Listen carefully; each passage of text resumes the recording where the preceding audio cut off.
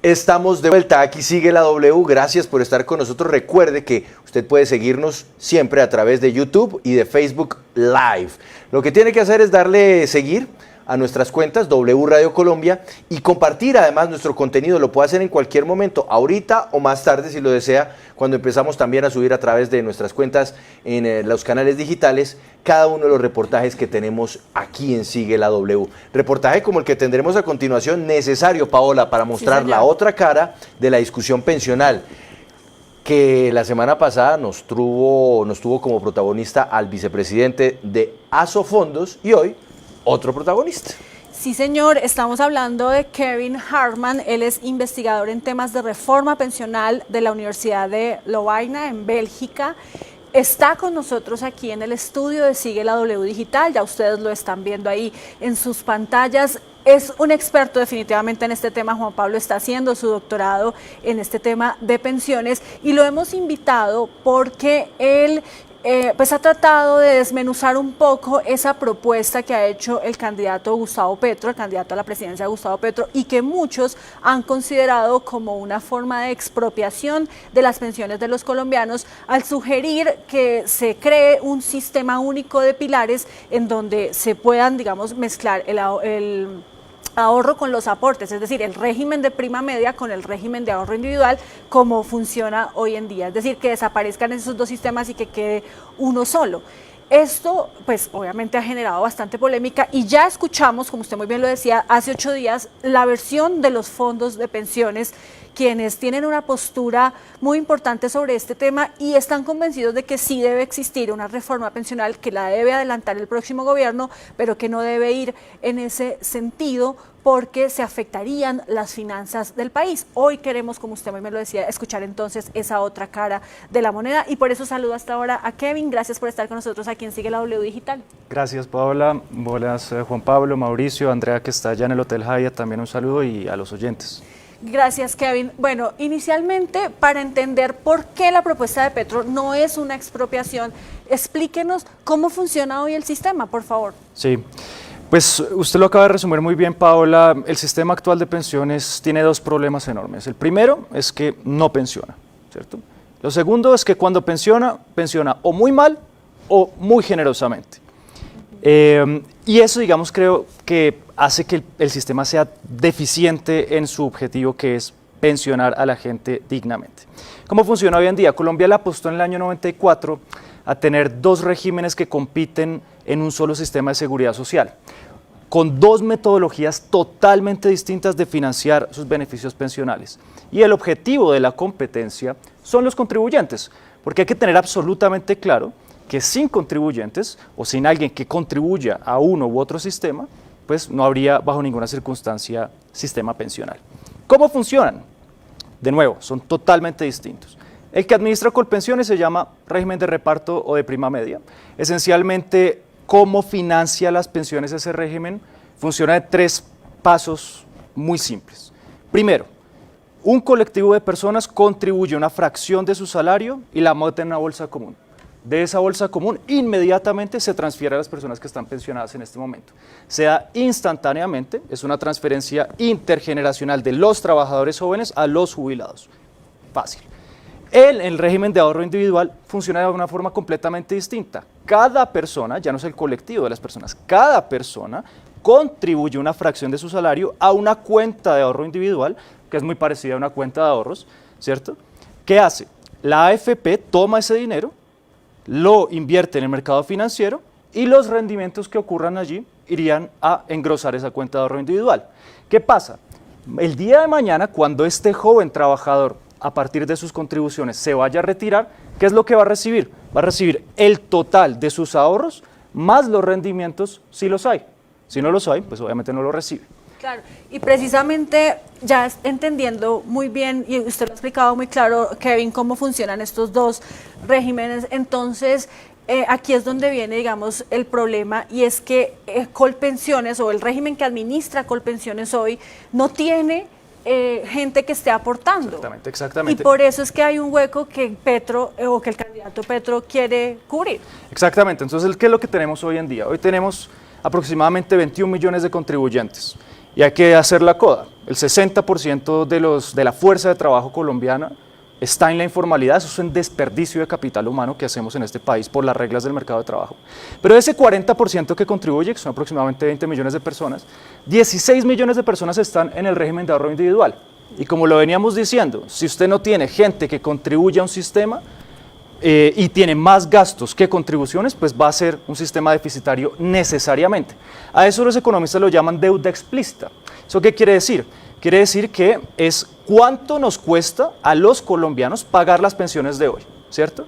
Y como hay déficit, como la mayoría de los contribuyentes están en el régimen de ahorro individual, pues el Estado tiene que entrar a cubrir por parte, con impuestos, con el presupuesto público, 18 billones de pesos, que es lo que es la diferencia entre los actuales contribuyentes de Colpensiones y los pensionados. Eso es lo que ocurre. Entonces, ¿qué dice la gente que defiende el modelo de pilares? Porque no es solamente Gustavo Petro el que lo hace. Ese es un régimen que viene siendo, digamos, discutido desde hace unos 30 años aproximadamente, desde 1994, y que aterrizó aquí en Colombia no por Petro, aterrizó aquí en Colombia gracias a Mauricio Olivera en el gobierno de Santos y Rafael Pardo, y gracias a Leonardo Villar y David Forero en Fedesarrollo. ¿Qué dicen ellos? Dicen, oiga, ¿qué pasa si entre todos más bien vamos todos a contribuir al mismo lado, ¿cierto? Hasta un monto determinado, y de ahí en adelante ese ahorro individual. Entonces, ¿qué pasa en ese caso? Lo que ocurre en ese caso es que el flujo de contribuciones va a ir a cubrir el déficit de Colpensiones actual de 18 billones de pesos, y esa plata que antes el gobierno tenía que entrar a poner con el presupuesto, los impuestos de los colombianos, lo dice Gustavo Petro de una forma muy grandilocuente, se libera. Es decir, ya no se tiene que destinar a un déficit que no existe. Pero, Kevin, eso digamos que es lo que plantea Petro, pero sí. ¿Cuál viene después o qué punto viene después por parte de los críticos? Entonces, dicen, se está construyendo una pirámide. Exacto. Porque entonces, si todos los colombianos empezamos a sostener a los que ya están pensionados, entonces, ¿qué va a pasar cuando los que hoy estamos aportando lleguemos al momento de la pensión y debajo nuestro no haya suficientes colombianos para sostener a nosotros los pensionados dentro de 30 años o dentro de 40 años? Usted toca el punto, yo creo que esencial de las críticas de este tipo de reformas, y es que, como bien lo sabemos, como lo podemos ver, la metodología de financiar las pensiones de los regímenes de reparto, que sería en este caso el primer pilar de nuestro nuevo régimen de pensiones, necesita de una mayor cantidad de contribuyentes por pensionados en un momento determinado. Y el problema es que la demografía de Colombia nos va a hacer, como está proyectada, que para el año 2050 haya cada vez menos contribuyentes y cada vez más pensionados, lo cual puede ocurrir una de dos cosas. Uno, el sistema va a entrar en déficit, como eso lo proyectan, digamos, los artículos académicos al respecto, en el año 2050, ¿cierto? Y en ese caso lo que tendría que hacer el Estado colombiano es entrar a garantizar a partir de impuestos esas pensiones que se generen en ese momento, ¿cierto? Eso por un lado. De una u otra forma es lo que está pasando hoy, ¿no? De una u otra forma es lo que está pasando hoy, pero artificialmente, sí. Porque usted lo que está haciendo es, pues lo que se hizo a partir de la Ley 100 es meter el flujo de los recursos hacia los fondos privados de pensiones. Entonces, claro, en el 2050 ocurriría un cambio demográfico que obligaría, obligaría a un déficit, ¿cierto? Obligaría a pagar esas pensiones con el presupuesto general de la Nación. ¿Qué he venido diciendo yo desde el jueves de la semana pasada? Pero en primer lugar, pues yo no hago parte de ninguna campaña política en este momento, digamos, ¿Recibe recursos de alguno de los fondos de pensiones? Ninguno, nada. ¿En qué fondo está cotizando? Yo pues cotizaba aquí en Colombia, no ni siquiera vivo aquí en Colombia, yo cotizaba en Colpensiones, pero pues no, digamos, no hago parte de ninguna campaña, ni represento a ningún gremio, represento a mí mismo. Bueno, pero que ustedes lo sepan, pues yo sí hice parte de una fugaz campaña presidencial hace unos meses de Rodrigo Lara, pero pues eso ya se acabó. Fue muy fugaz. Fue muy fugaz, pero ya está. En este momento, pues yo estoy dedicado a mis estudios. Ahora, ¿qué es lo que he venido proponiendo yo? Yo le dije, vea, esos recursos que se liberan, que llama Petro, que se liberan los 18 billones de pesos anuales, más un superávit que se crearía por el flujo de los recursos que entrarían al primer pilar, se deberían ahorrar. Yo ahí sí le veo muchas virtudes a la capitalización, que es seguramente lo que dijo Daniel Wills la semana pasada, el vicepresidente de Asofondos.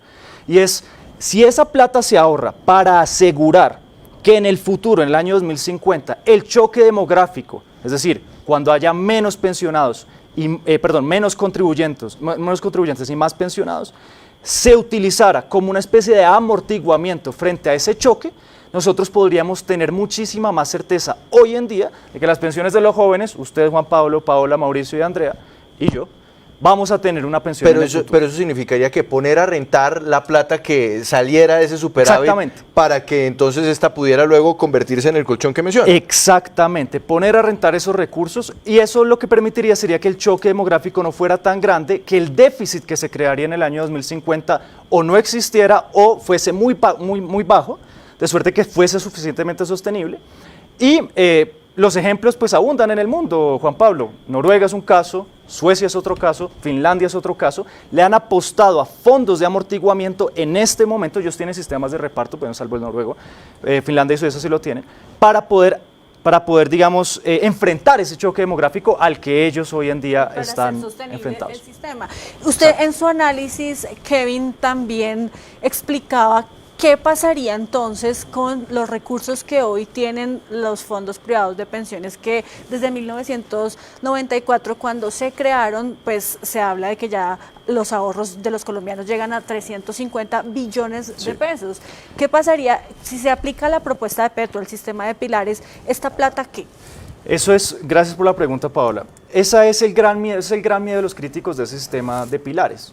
Y es que ellos dicen, van a coger esos recursos. Mire, yo esta mañana estaba leyendo la columna de Mauricio Santamaría y la columna que hizo Juan Camilo Restrepo el fin de semana. Mauricio Santamaría es el presidente de ANIF, ¿no? Exactamente. Y que son los bancos. Son los bancos, y Juan Camilo Restrepo, que me sorprendió muchísimo la columna que hizo el domingo en una revista pues muy importante.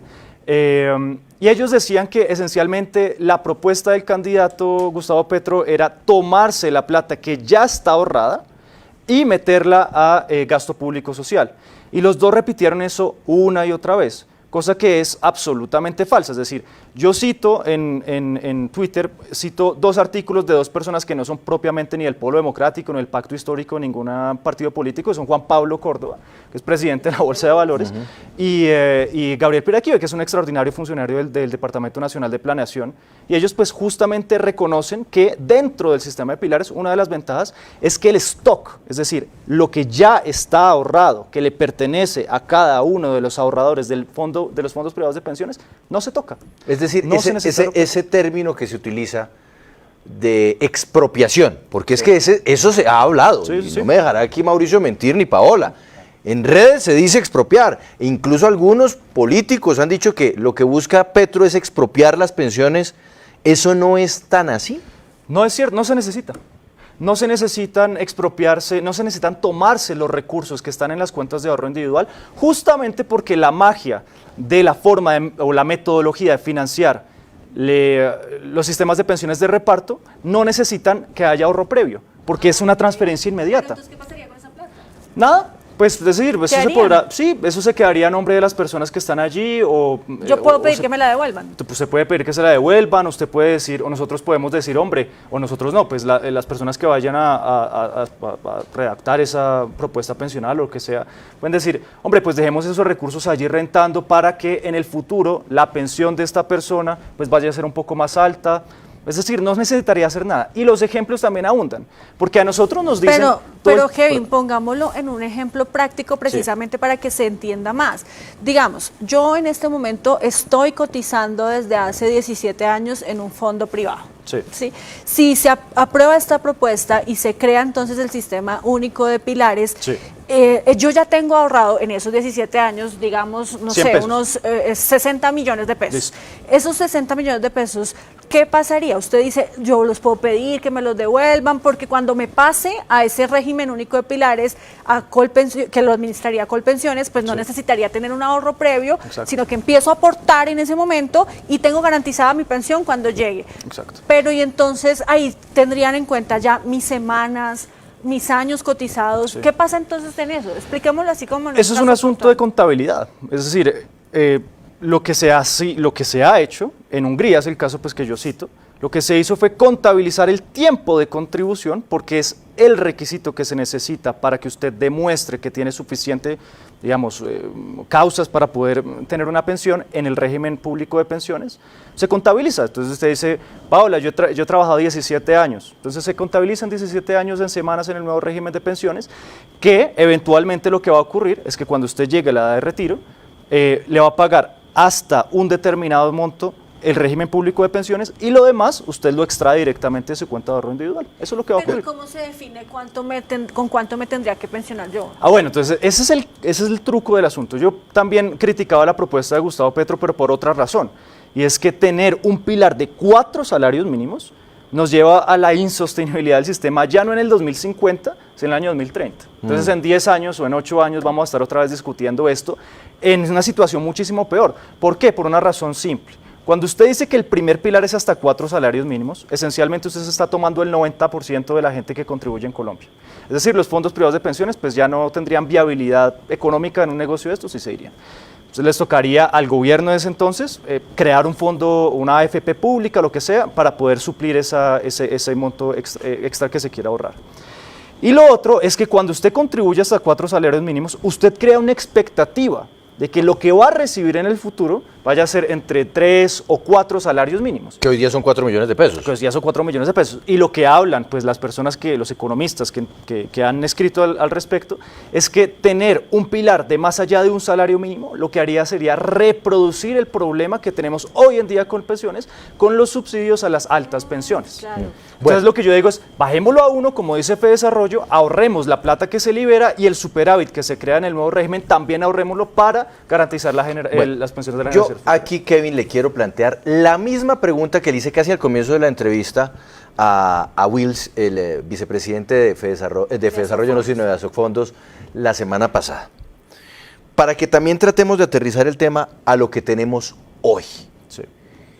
Si yo quisiera soñar con pensionarme con 4 millones de pesos en los fondos privados de pensiones, ¿cuánto se tendría que ahorrar para que esto fuera posible en el momento de llegar a mi edad de retiro? Bueno, yo tengo pues es decir, no tengo en este momento las matemáticas exactas. Le cuento, yo no sé si usted vio la entrevista con Wills, pero Wills dijo, yo no puedo hacer eso porque eso hay que ver las variables, usted si tiene hijos, si no tiene hijos, si se va a morir joven, si está enfermo, si está casado. Sí, es cierto. Proyectan de vida, después Exacto, de la pensión, pero miércoles, o sea, eso lo puede tener más o menos estudiado los fondos de pensiones. A mí sí no me pueden decir que es que eso no lo saben. Sí, eso es, digamos, eso es parte de cómo se financia ese régimen de pensiones y cómo se garantiza la pensión. Cuando usted llega al final de su vida laboral y se va a retirar, el fondo de pensiones le dice, bueno, hermano, ¿usted qué quiere? ¿Usted se quiere retirar con un salario muy alto ahorita y progresivamente va bajando hasta que usted pues vaya a fallecer? ¿O se quiere retirar con un promedio de lo que usted tiene dividido en un número de años proyectado por persona, por familia? Si usted tiene esposa, hijos, etcétera, pues se va reduciendo ese monto, porque usted necesita tomar ese capital que usted ahorró y eso es lo que va a financiar su pensión. Entonces, en la medida en que usted tenga más gastos o más posibilidad de gastos en el futuro, pues la pensión normal se le va a reducir. Ahora, una persona, digamos que llega a los 62 años de edad, un hombre, digamos que es soltero, que no tiene mayores complicaciones de salud, etcétera, más o menos para financiarse una pensión de salario, autofinanciarse una pensión de salario mínimo, necesitaría hoy en día 242 millones de pesos ahorrados en su cuenta. De un salario mínimo. De un salario mínimo. Por eso es 1 millón de pesos. Exacto, hoy. Si usted quiere ser 4 millones de pesos, pues tiene que multiplicar por 4. Pero o sea, estamos hablando de casi 1.000 millones de pesos que tocaría haber ahorrado a lo largo de su vida laboral. Ahorrado más los rendimientos. Más los rendimientos. Exacto. Eso es más o menos el cálculo. Ahora, claro, pero eso le digo una cosa, eso es una garantía para nadie. Sí, exacto. O sea, muéstreme a mí los que llegan a eso en un fondo privado. No son muchos, Juan Pablo, no son muchos. Es decir, hay muchas personas de los fondos privados de pensiones que argumentan que ese sistema en general es muchísimo mejor para la gente, pero ellos mismos están cotizando en Colpensiones. Sí. O sea, hay un caso muy famoso, no quiero citar, pero... Sí, no, el del pues senador creo que Ernesto el presidente Macías. mismo de Asofondos, ¿no? Y no, el de Ernesto están... Macías, el Claro. senador y otros más que también están en convenciones hoy. Pero yo quiero que nos explique, Kevin, en ese mismo orden de ideas que usted está contando, pues, cómo impacta en la pensión el tema de la rentabilidad de los fondos, ¿sí? Porque se supone que si uno llega a la edad y cumple con las semanas, igual puede lograr una pensión mínima, por lo menos, y entonces, ¿en qué momento, cuál es la diferencia de tener o no los rendimientos?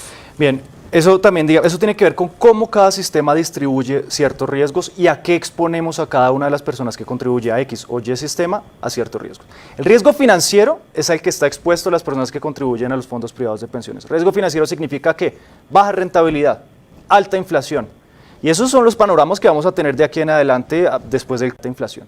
Entonces, ¿qué pasa? Si su rentabilidad no es alta, lo que va a ocurrir es que sus pensiones van a ser más magras, van a ser más flaquitas, van a ser más poquitas. ¿A qué riesgos están expuestos los contribuyentes de Colpensiones? A otro tipo de riesgos. De pronto el financiero no tanto, porque esa plata no se invierte, ¿cierto? El riesgo inflacionario no tanto, tampoco. ¿A qué está expuesto? Al riesgo demográfico. Entonces, depende, porque las pensiones son política social, a qué riesgos queremos estar expuestos. Y con el sistema de pilares estaríamos expuestos, digamos, a los dos riesgos, entre comillas, pero mitigados, porque en un caso garantizaríamos hasta al menos una pensión mínima, que es lo que la Corte Constitucional ha dicho que es el mínimo adecuado de una pensión, digamos, que le asegura cierta dignidad a las personas en la edad de retiro, y lo demás, pues que sea ahorro individual correspondiente pues al esfuerzo de trabajo y ahorro que tienen las personas a través de su vida de trabajo. En segundos nos vamos con Mauricio Beltrán, que nos tiene el cierre de otra historia que dejamos en punta la semana pasada, la historia de un alcalde que habría comprado con sobrecosto el sistema de alumbrado para su ciudad. Eso va a ser en segundos, pero Kevin, yo quiero cerrar con una pregunta que yo creo que nos inquieta a todos los colombianos. La negativa de muchos sectores, relacionados o no con el sector financiero, a la posibilidad de hacer el salto hacia este régimen de pilares, es porque se les acaba el negocio, porque van a ganar menos si se llevan todos los aportes de los colombianos al régimen público o a Colpensiones y ellos se convierten en esa milla extra, digámoslo así, para quienes quieran obtener una pensión mayor. Juan Pablo, pues no me atrevería a decirlo categóricamente porque pues yo no represento a estas personas, pero ¿qué pasaría? Lo que ocurriría si es que pasamos a un sistema de pilares de un salario mínimo, que sería, digamos, lo más sensato, lo más razonable, y a lo que más o menos todo el mundo está de acuerdo, lo que ocurriría es que el flujo de contribuciones sobre las cuales ellos cobran una comisión se reduciría en la mitad. Entonces, pues, digamos, es relativamente claro que sí, ellos se les reduce las comisiones, pero no quiero presumir la mala fe, Juan Pablo ni Paola. Yo creo que ellos lo que están defendiendo es una concepción de bien común determinada, claro, que es el esfuerzo individual, cada uno responde por sí mismo, aquí no hay solidaridad, y eso pues es una visión de bien común que es pues propia de los liberales. La última, porque Mauricio me está haciendo caras.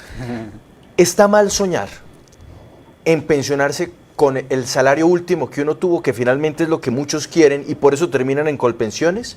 Y es que si el último salario de uno fue, no sé, de 2 millones, de 3 millones, de 4 millones, de 6 millones. En promedio de los últimos 10 años. Exacto, pero está mal pensar eso y eso también genera una distorsión que nos lleva a este tipo de discusiones. Pues yo creo que eso no está mal, lo que pasa es que en ese caso las condiciones en este momento y proyectadas a futuro no se estarían dando para garantizar esas pensiones. No está mal soñar, no está mal soñar con la dignidad, no está mal soñar con una vejez digna, no está mal soñar con que la gente tenga recursos al final de su vida cuando ya no se pueden pues, sostener por sí solos. Eso no está mal. Lo que estaría mal sería prometer algo que no se podría cumplir. Eso sí está mal. O, en su defecto, sacrificar a los jóvenes de hoy por un mañana incierto. Eso también estaría mal.